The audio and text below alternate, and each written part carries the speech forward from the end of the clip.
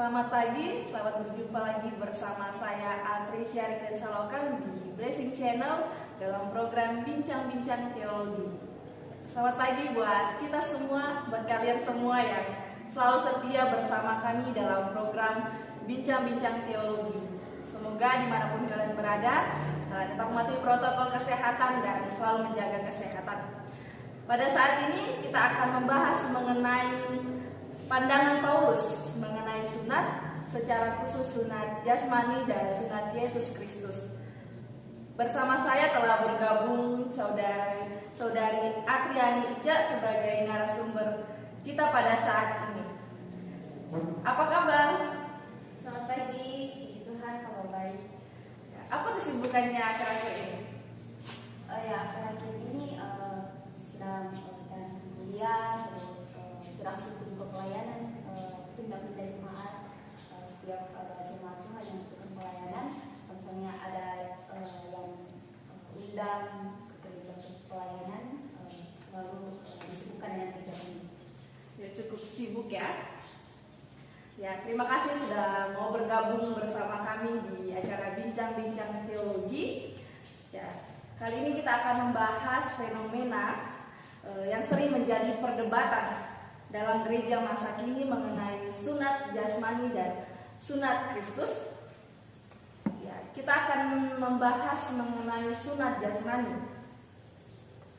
Bagaimana pandangan Paulus mengenai sunat jasmani? Itu yang akan kita bahas dalam materi kita pada saat ini. Ya. Saya ingin bertanya kepada saudari, apa pemahaman saudari tentang pandangan Paulus mengenai sunat jasmani ini? Iya, terima kasih banyak saudara Berlin berbicara mengenai pandangan Paulus tentang sunat. Pasti kita melihat dulu fenomena-fenomena yang terjadi di lingkungan, baik itu di lingkungan secara umum maupun di kalangan umat Kristen. Ada banyak perdebatan yang menjadi masalah dalam gereja masa kini. Itulah mengapa kita perlu memahami apa sebenarnya pandangan Paulus tentang sunat secara jasmani. Karena tanpa ada masalah, seandainya tidak ada masalah, pasti juga tidak akan ada pandangan yang keluar, misalnya tentang pandangan Paulus. Namun juga tiba-tiba ada pandangan Paulus yang muncul seandainya sunat secara jasmani ini tidak menjadi masalah dalam baik itu di kalangan masyarakat umum maupun itu di kalangan umat Kristen. Jadi menurut saudari, apa itu sunat jasmani dan bisakah saudari menjelaskan secara singkat bagaimana sejarah dari sunat jasmani ini? Iya, terima kasih. Saya kalau bertanya kepada saya secara pribadi atau teman saya tentu melihat bahwa sunat jasmani ini adalah suatu perintah yang diberikan oleh Allah kepada umatnya pada saat itu. Nah, berbicara mengenai sejarah, kalau kita berbicara tentang sejarah tentu akan sangat panjang. Tetapi saat ini saya akan menjelaskan secara singkat saja bagaimana sejarah asal mulanya ada sunat. Jadi bisa kita lihat, bisa juga saudara-saudara yang ada di rumah atau dimanapun berada, membaca dalam Kejadian pasal 17 ayat 10 tentang bagaimana Tuhan memberikan suatu perintah kepada Abraham yang saat itu. Nah, saat itu Abraham dipilih oleh Tuhan dan kemudian Tuhan mengatakan kepada Abraham bahwa ia akan menjadi istrinya. Dia adalah umat yang diberkati oleh Tuhan, baik itu Abraham secara pribadi waktu itu maupun pada keturunannya. Nah, saat itu untuk membedakan bangsa Israel dari keturunan Abraham, untuk membedakan mereka dengan bangsa lain, itulah mengapa Tuhan memberikan perintah kepada mereka harus melakukan sunat secara jasmani, di mana setiap laki-laki dari keturunan Abraham, Tuhan bilang baik yang lahir di rumah Abraham maupun yang lahir di luar, tetapi sekarang sudah tinggal di rumah Abraham, mereka akan keras kedekatannya. Ini suatu perintah untuk membuktikan bahwa Abraham dan keturunannya itu adalah umat pilihan Tuhan. Jadi sunat itu hanya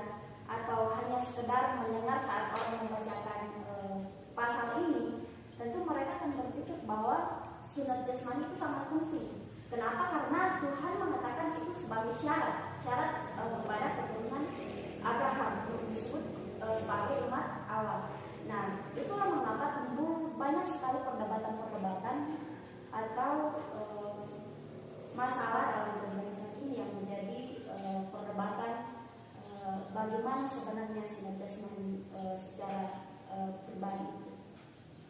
Tadi saudari mengatakan bahwa dalam pemahaman ini terkadang orang-orang Kristen atau kita terkadang salah menafsirkan tentang sunat jasmani ini, sehingga itulah yang biasa kadang memicu perdebatan-perdebatan di kalangan orang Kristen. Menurut saudari, bagaimana seharusnya orang Kristen atau kita dalam menanggapi kesalahan dalam penafsiran ini agar tidak terjadi lagi hal serupa? Ya, terima kasih. Berbicara mengenai bagaimana menanggapi masalah ini, tentu jawabannya tidak akan mudah karena tidak semua orang belajar tentang teologi, tidak semua orang Kristen dapat mengerti bagaimana memahami Alkitab itu secara benar. Jadi di sini diperlukan orang-orang yang betul-betul bisa memahami kebenaran firman Tuhan.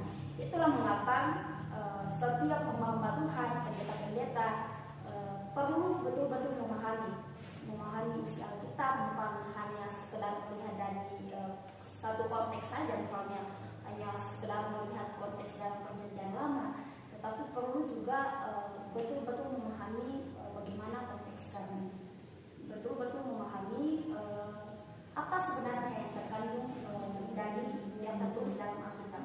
Jadi setiap apa yang tertulis bukan apa yang tertulis itu ini sudah artinya, maksudnya gitu kan. Misalnya sunat ini suatu kewajiban bagi keturunan Abraham. Jadi karena itu yang tertulis berarti itu sudah artinya. Itu pemahaman yang salah.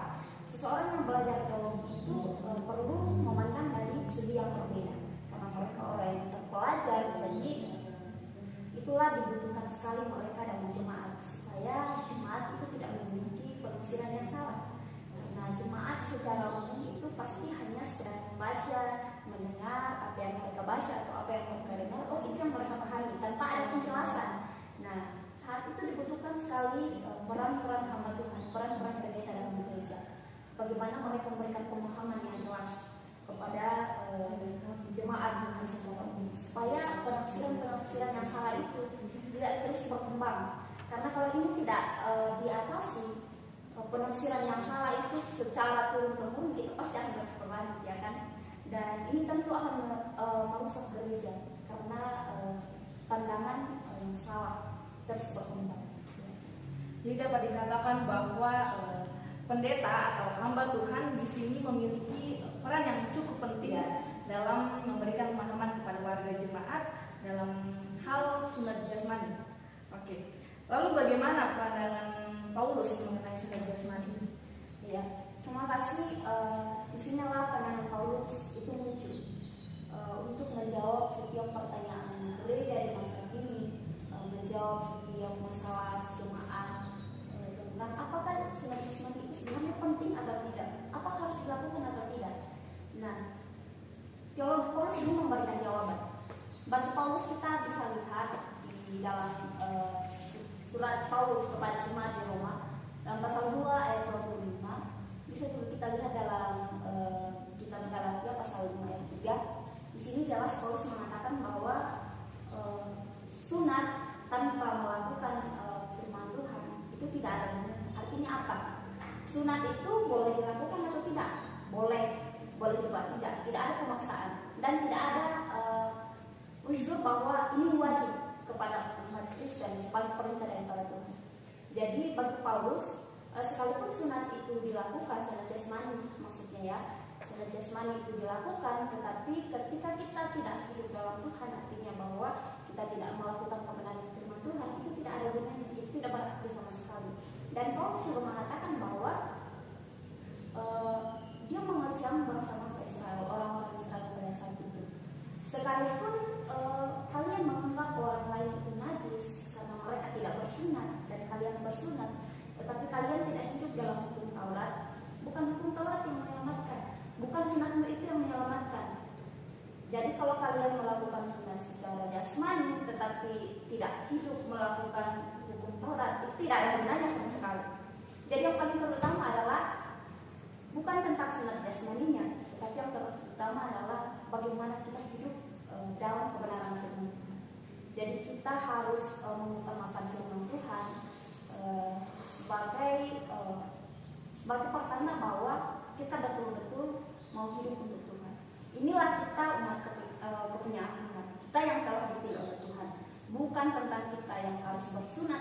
tidak, bukan itu yang paling terutama dan bukan itu yang terpenting. Itu tidak wajib untuk umat Kristen. Jadi yang paling utama adalah kita harus hidup dalam kebenaran firman Tuhan. Jadi itu yang terutama, itu menurut pandangan Paulus. Oke, baik. Berarti bisa dapat dikatakan bahwa sunat jasmani ini merupakan sebuah tradisi dari nenek moyang bangsa Israel yang menjadi sebuah simbol atau penanda sebagai umat pilihan Allah, yang menjadikan juga penanda bagi bangsa Israel dengan bangsa lain, yang membedakan bangsa Israel dengan bangsa lain. Yang dalam artian menurut Paulus, sunat jasmani ini bukanlah yang terpenting, melainkan melakukan kebenaran firman Tuhan itu. Iya, sekali. Luar biasa sekali pembahasan kita pada saat ini.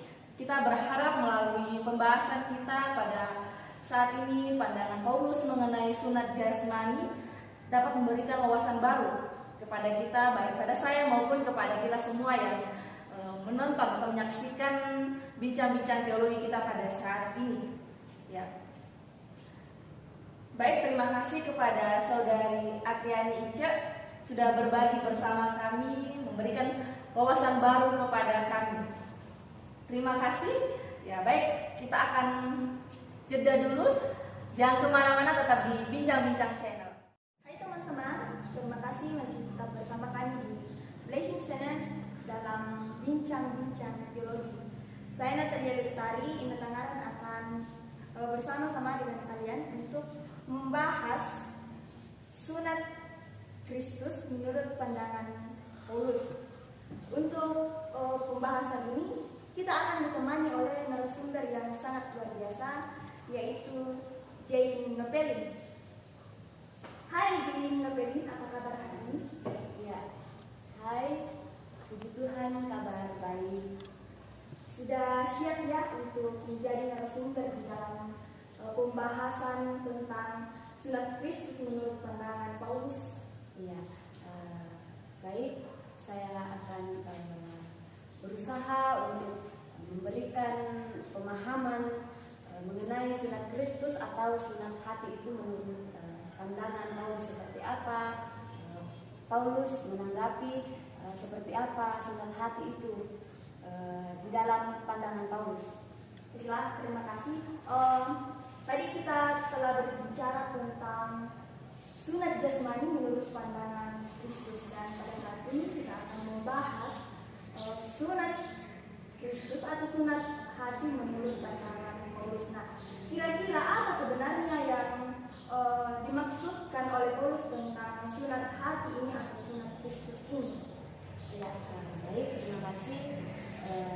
Pertama-tama saya mau katakan bahwa tadi Saudari Ice sudah menjelaskan tentang sunat secara jasmani. Ya, sunat secara jasmani bagi orang Yahudi memang wajib hukumnya pada saat itu, karena sunat jasmani ini dianggap sebagai suatu keharusan, suatu kewajiban yang merupakan perintah Allah sebagai suatu tanda perjanjian antara Allah dan umatnya. Dan sunat jasmani ini merupakan sebuah simbol atau pertanda bahwa mereka adalah umat kepunyaan Tuhan. Sementara bagi orang non-Yahudi, sunat itu tidak berarti apa-apa. Mereka tidak pemahaman mereka tidak sama seperti dengan pemahaman orang Yahudi yang menganggap bahwa sunat itu adalah tanda bahwa kamilah ini umat kepunyaan Allah, kamilah umat kepunyaan Tuhan, umat pilihan seperti itu. Tetapi bagi orang non-Yahudi, sunat itu tidak berarti apa-apa. Jadi perbedaan yang cukup signifikan ya tentang sunat Kristus ini bagi orang Yahudi maupun orang non-Yahudi. Ya, benar sekali. Hal ini pula yang kalau kita melihat sejarah antara relasi orang Yahudi dan orang non-Yahudi, sunat ini seringkali yang menjadi pemicu orang Yahudi memandang sebelah mata orang non-Yahudi. Karena mereka tidak bersunat, maka orang Yahudi menganggap bahwa orang non-Yahudi ini atau orang yang tidak bersunat ini tidak layak untuk menerima keselamatan di dalam Kristus, karena mereka tidak memiliki tanda perjanjian itu yang secara jasmani disimbolkan melalui sunat. Kemudian orang Yahudi bahkan tidak mau bergaul dengan mereka. Terlebih lagi orang Yahudi justru merasa tidak senang kalau Injil itu diberitakan kepada orang non-Yahudi, karena mereka merasa bahwa keselamatan itu, Injil itu hanya khusus bagi mereka yang telah menerima tanda atau materai sebagai umat pilihan Allah dengan adanya sunat itu. Jadi karena orang non-Yahudi itu tidak bersunat, dan bagi orang Yahudi mereka tidak layak untuk menerima keselamatan. Mereka bukan umat pilihan Allah.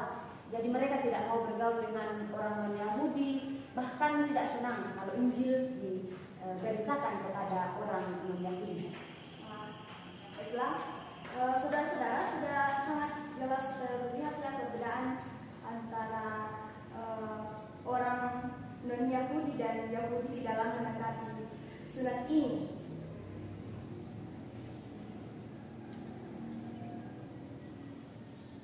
Ya, memang sudah sangat jelas perbedaan pandangan orang Yahudi dan orang non-Yahudi mengenai sunat ini. Lalu kemudian biasanya muncul pertanyaan seperti ini, mana sebenarnya yang benar? Kalau kita merujuk kepada orang Yahudi dan non-Yahudi, mana sebenarnya yang benar? Apakah disunat atau tidak? Pertanyaan ini saya rasa perlu untuk diberi penjelasan yang benar, dan saya di sini akan coba menjawab berdasarkan apa yang telah saya pahami. Jadi sebenarnya kalau kita ingin mendalami mengenai makna sunat ini, baik itu sunat secara jasmani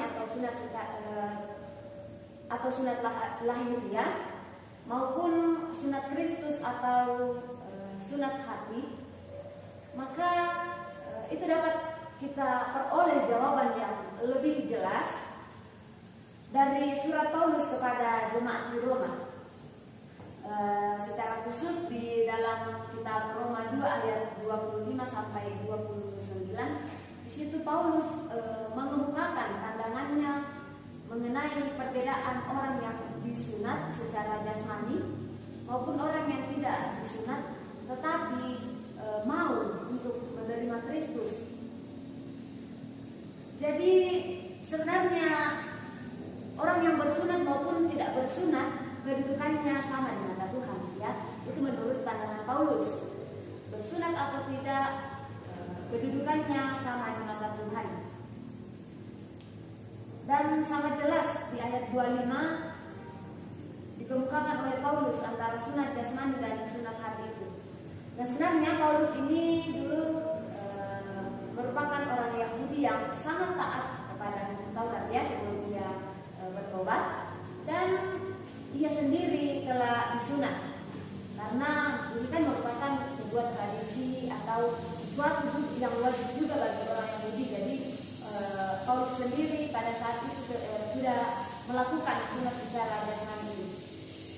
Namun setelah ia bertobat dan menjadi rasul Kristus, ia kemudian memiliki pandangan yang berbeda mengenai sunat dari apa yang selama ini dianggap oleh orang Yahudi. Ia memiliki pandangan yang berbeda dari orang-orang Yahudi pada umumnya mengenai sunat ini.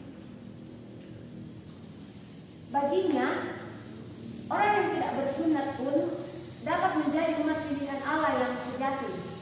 Karena bagi Paulus, sunat secara lahiriah itu akan berguna jika seseorang percaya kepada Taurat juga menaati hukum Taurat itu. Dan jika seorang yang bersunat dan memiliki hukum Taurat tidak menaati, tidak mampu mengikuti hukum Taurat itu, tidak mampu menaati hukum Taurat itu, maka sebenarnya mereka sama saja dengan orang yang tidak bersunat, atau mereka kembali pada posisi sebagai orang yang tidak bersunat atau orang non-Yahudi. Itu pandangan Paulus mengenai orang yang bersunat tetapi tidak melakukan hukum Taurat, maka sebenarnya ia sama seperti orang yang tidak bersunat.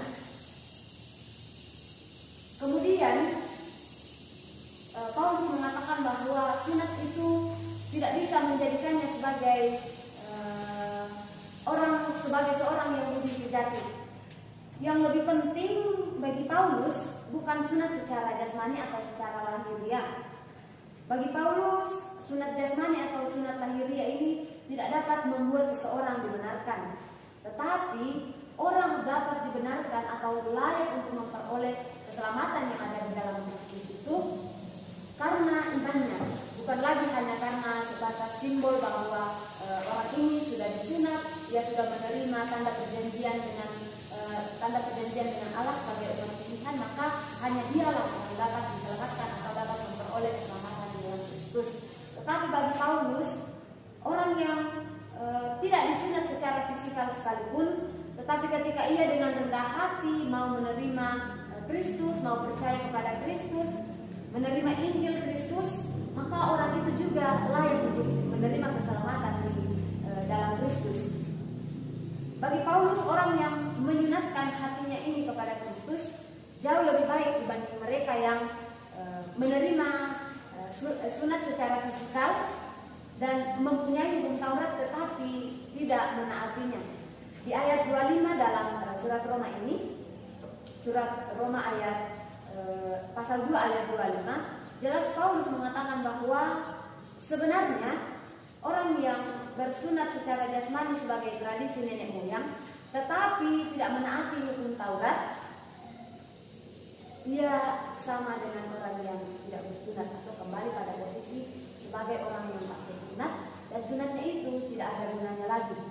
Ketika ia mau membandingkan dirinya bahwa saya lah yang lebih layak, bahwa hanya bangsa kami, bangsa Israel, kamilah orang Yahudi yang lebih layak untuk menerima keselamatan, dan memandang bahwa orang di luar Yahudi atau orang non Yahudi itu tidak layak untuk menerima keselamatan di dalam Kristus, tidak layak untuk memberitakan Injil kepada mereka karena mereka tidak bersunat. Bagi Paulus itu menjadi hal yang sangat keliru, karena baginya sunat hatilah yang paling penting. Orang yang menyunatkan hatinya kepada Kristus itulah yang dianggap Paulus lebih penting. Mungkin itu penjelasan berdasarkan apa yang telah saya pahami mengenai sunat hati yang dimaksudkan oleh Paulus itu. Halo guys, terima kasih sudah menyaksikan podcast kami di Blessing Channel dalam bincang-bincang teologi. Semoga bermanfaat.